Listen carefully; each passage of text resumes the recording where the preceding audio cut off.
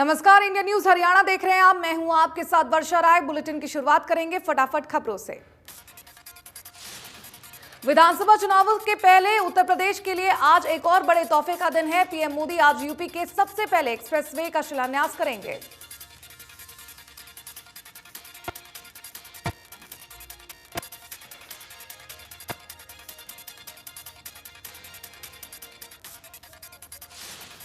मेरठ से लेकर प्रयागराज तक 594 किलोमीटर लंबा गंगा एक्सप्रेसवे यूपी का सबसे लंबा एक्सप्रेसवे होगा। गंगा एक्सप्रेसवे के शिलान्यास के बाद पीएम मोदी शाहजहांपुर में ही एक रैली को संबोधित करेंगे। गंगा एक्सप्रेसवे यूपी का सबसे बड़ा रोड प्रोजेक्ट होगा, जो मेरठ से लेकर प्रयागराज के बीच 7 नेशनल हाईवे को जोड़ेगा। 36,000 करोड़ की लागत से बनने वाला गंगा एक्सप्रेसवे 2025 तक बनकर तैयार हो जाएगा। उत्तर प्रदेश में विधानसभा चुनाव जैसे जैसे करीब आते जा रहे हैं, वैसे वैसे सभी पार्टियां अपना पूरा दमखम लगा रही हैं। यूपी के सियासी रण में प्रियंका गांधी पहले से ही काफी सक्रिय हैं और अब राहुल गांधी ने भी कमर कस ली है। यूपी में कांग्रेस का जन जागरण अभियान चल रहा है और आज अमेठी में राहुल गांधी इस अभियान में शिरकत करेंगे। यहां पर 15 किलोमीटर पदयात्रा करेंगे। उसके साथ प्रियंका गांधी वाड्रा भी पदयात्रा करेंगी।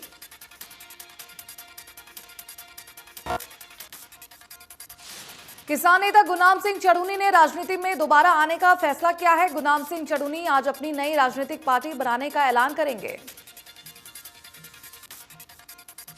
गुरनाम सिंह चढ़ूनी की ओर से मिली जानकारी के मुताबिक उनकी पार्टी पंजाब विधानसभा चुनाव में किस्मत आजमाते हुए नजर आएगी।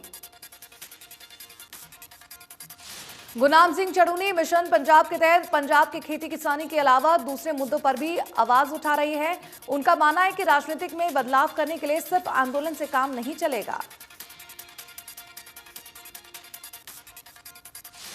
हरियाणा में आज और कल HTET की परीक्षा का आयोजन होगा, जिसे लेकर हरियाणा विद्यालय शिक्षा बोर्ड और संबंधित अधिकारियों ने तैयारियां पूरी कर ली हैं।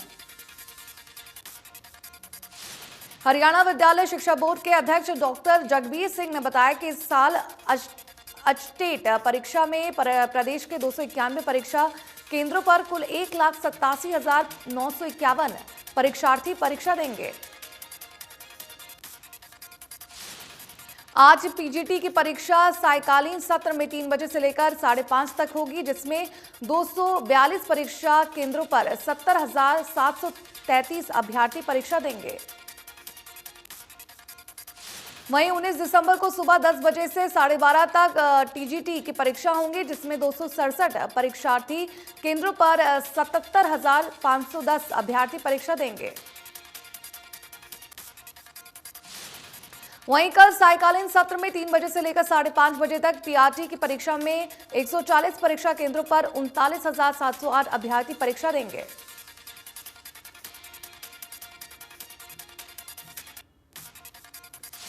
गुरुग्राम के लोगों की लंबे समय से चली आ रही मांग को आखिरकार पूरा कर लिया गया है। दरअसल गुरुग्राम में खाटू श्याम के लिए बस सेवा शुरू कर दी गई है। भाजपा के पर्यावरण संरक्षण विभाग के प्रमुख नवीन गोयल ने हरी झंडी दिखाकर बस को रवाना किया। इस दौरान उन्होंने मुख्यमंत्री मनोहर लाल और परिवहन मंत्री मूलचंद शर्मा का आभार जताया। आपको बता दें कि बस रोजाना सुबह 5:30 बजे गुरुग्राम से खाटू श्याम के लिए रवाना होगी। लाहारू में आइडियल सीनियर सेकेंडरी के 3 छात्र लोकेश, शशि और सचिन ने NDA की परीक्षा पास की है। वहीं तीनों छात्रों के सम्मान में विद्यालय की तरफ से सम्मान समारोह आयोजित किया गया है, जिसमें छात्रों को सम्मानित किया गया। छात्र लोकेश, सचिन और छात्र शशि ने कहा कि किसी भी लक्ष्य को हासिल करने के लिए लगन जरूरी है। स्कूल स्तर पर बेसिक शिक्षा पर फोकस करने हम अपने आधार को मजबूत कर सकते हैं। ओमिक्रॉन देश में कुल 11 राज्यों में फैल चुका है, जिसके बाद केंद्र सरकार एक्शन मोड में आ गई है। ओमिक्रॉन वेरिएंट पूरे यूरोप और दुनिया के ज्यादातर हिस्सों में बहुत तेजी से फैल रहा है।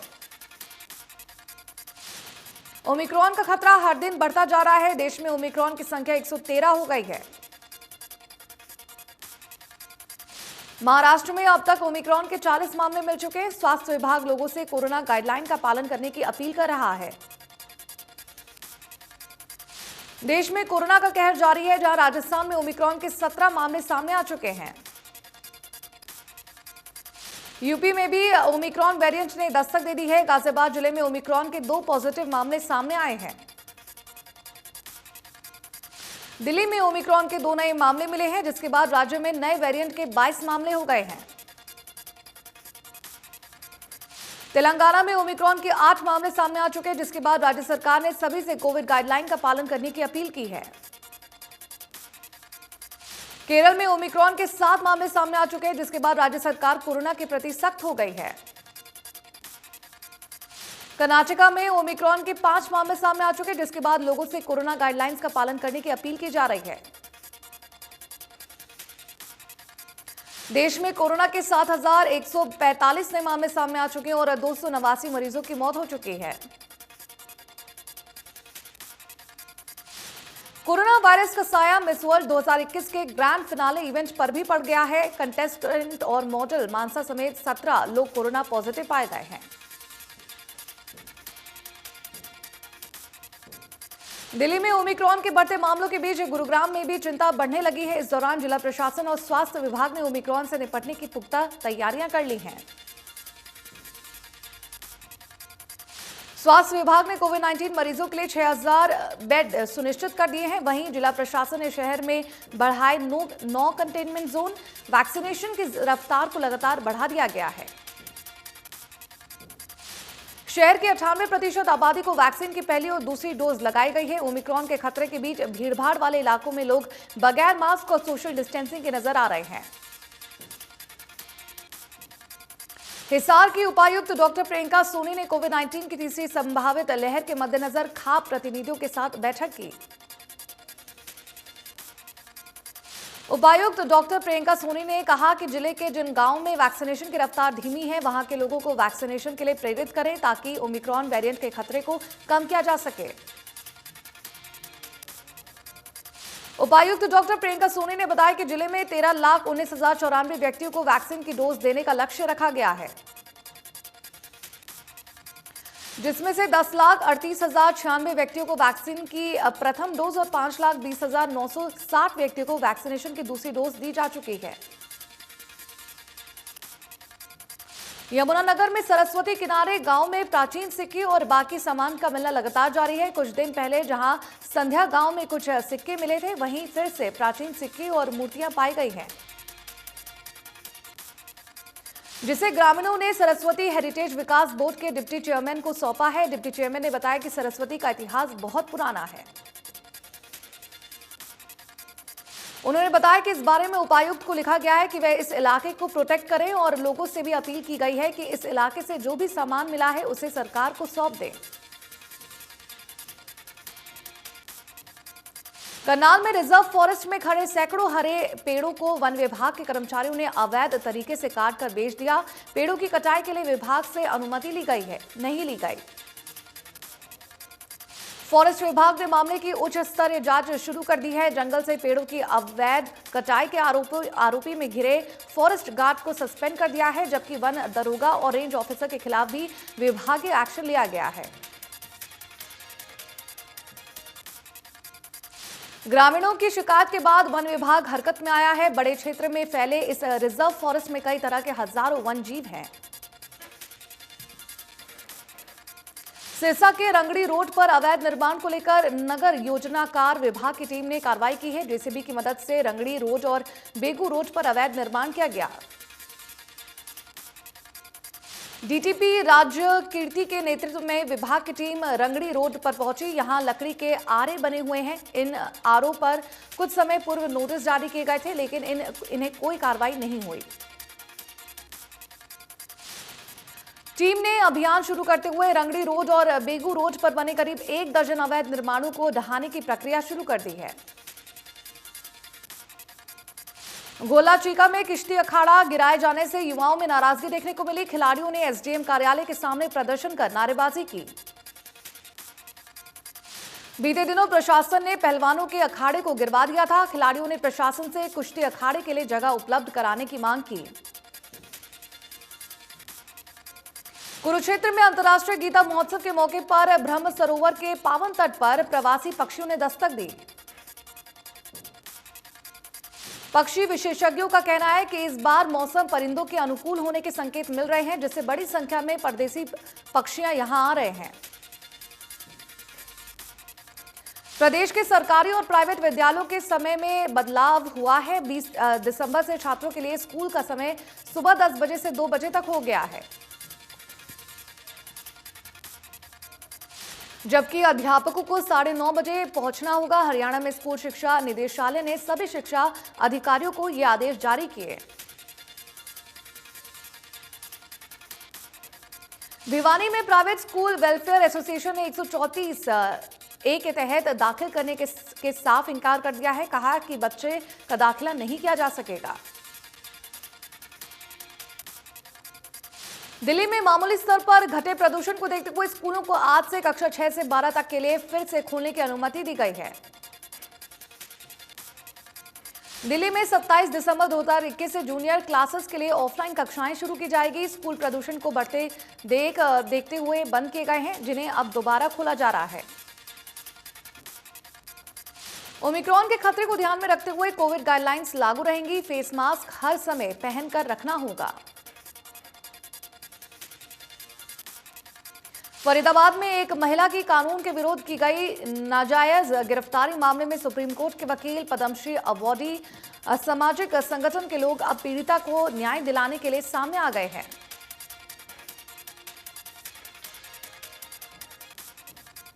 गुरुग्राम के सेक्टर 40 में कनई गांव में मकान में आग लग गई है। दम घुटने की वजह से एक व्यक्ति की जान चली गई है। मृतक मकान में किराए पर रहता था। हादसा के वक्त पूरा परिवार घर में सोया हुआ था, जिसके चलते उन्हें बचने का मौका नहीं मिल पाया।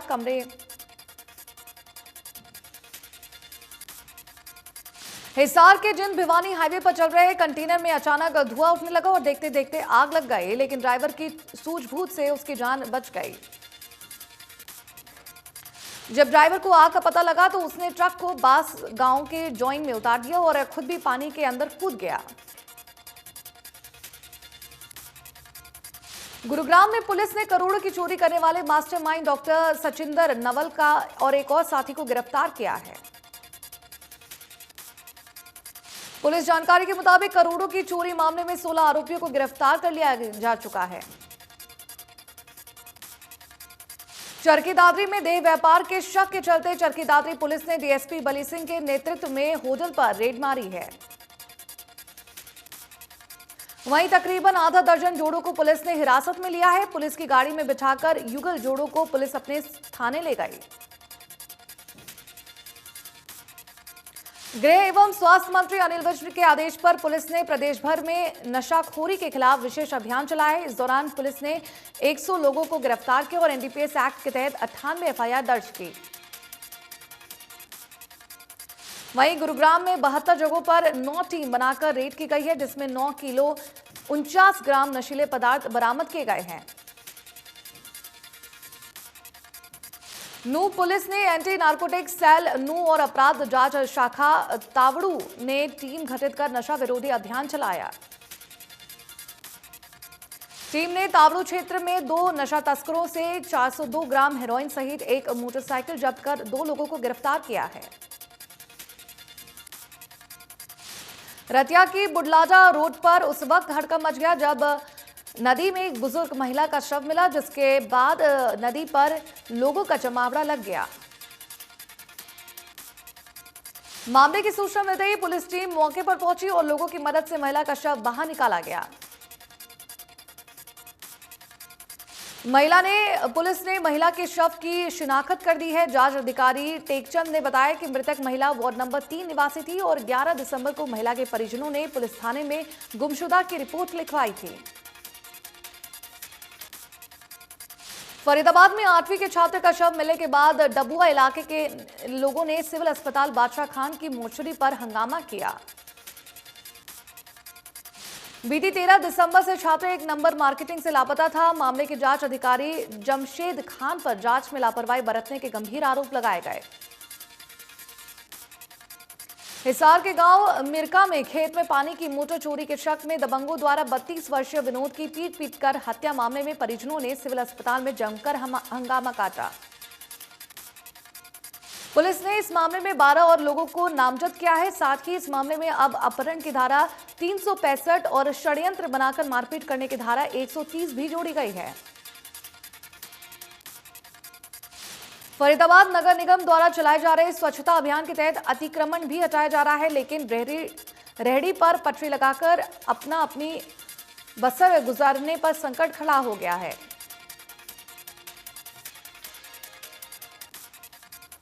इंडिया न्यूज हरियाणा में खास बातचीत में एडिशनल कमिश्नर इंद्रजीत कुलड़िया ने कहा कि नगर निगम ने पहले ही वेडिंग जोन बनाने शुरू कर दिए हैं।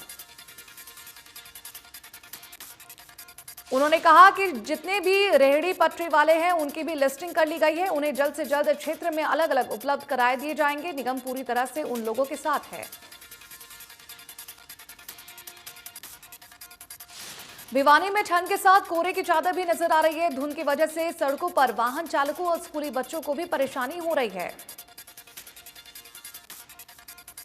स्कूली बच्चों और वाहन चालकों को भी परेशानी उठानी पड़ी है। किसानों ने बताया कि ये ठंड और कोहरा फसलों के लिए रामबाण साबित होगा।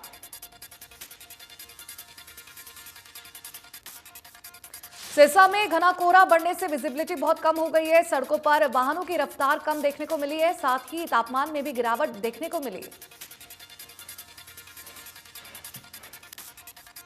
फरीदाबाद के बल्लभगढ़ में सर्दी का सितम परेशान करने लगा है। सड़कों पर धुंध नहीं है, लेकिन बढ़ती ठिठुर से सर्दी ज्यादा पड़ने की उम्मीद है। कश्मीर में शीतलहर का प्रकोप बढ़ने के साथ ही घाटी में अधिकतर जगह रात के समय तापमान 0 से नीचे है। दक्षिण कश्मीर के काजीगुंड में तापमान 0 से 3.2 डिग्री सेल्सियस दर्ज किया गया है। हिमाचल प्रदेश के शिमला, मनाली, खजियार समेत लाहौल स्पीति में ताजा हिमपात हुआ है। ताजा बर्फबारी से होटल कारोबारियों के साथ सैलानियों और सुबह के बागवान खुश हैं। लाहौल स्पीति में लगातार हिमपात हुआ है। फिलहाल लेह मनाली हाईवे बंद है। लगातार बर्फबारी से लाहौल में पानी जम गया है और जनजीवन बुरी तरह से प्रभावित है। उत्तराखंड, हिमाचल प्रदेश और जम्मू कश्मीर में हुई बर्फबारी के कारण और वहां से आ रही ठंडी हवाओं के चलते दिल्ली, हरियाणा, राजस्थान, उत्तर प्रदेश समेत पूरे उत्तरी भारत में ठंड बढ़ गई है। राष्ट्रीय राजधानी दिल्ली में शनिवार को न्यूनतम तापमान 7 डिग्री के आसपास दर्ज किया गया है, जो सामान्य से 2 डिग्री कम है। ठंड बढ़ने की वजह से लोग अलाव का सहारा ले रहे हैं। मौसम विभाग के मुताबिक आगामी दिनों में ठंड बढ़ने के आसार है। फतेहाबाद में कड़ाके की ठंड का आगाज। फतेहाबाद के कई इलाकों में 7 डिग्री सेल्सियस तक पहुंचा तापमान। ठंड के साथ ही कोहरे ने दी दस्तक। दिल्ली एनसीआर में आबो हवा जहरीली होती जा रही है। यहां एयर क्वालिटी इंडेक्स 319 दर्ज किया गया है। फरीदाबाद में हवा की गुणवत्ता फिर से खराब हो गई है, जहां एयर क्वालिटी इंडेक्स 317 दर्ज किया गया है।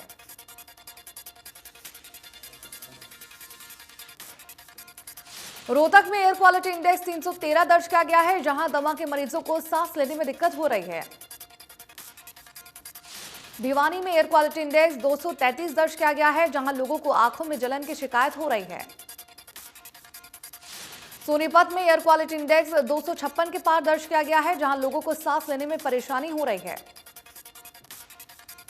साइबर सिटी गुरुग्राम में दीपावली के बाद से ही प्रदूषण की मार लगातार जारी है, जहां एयर क्वालिटी इंडेक्स 245 के पार है। हिसार की आबोहवा बेहद खराब श्रेणी में दर्ज की गई है, जहां एयर क्वालिटी इंडेक्स 206 के पार है।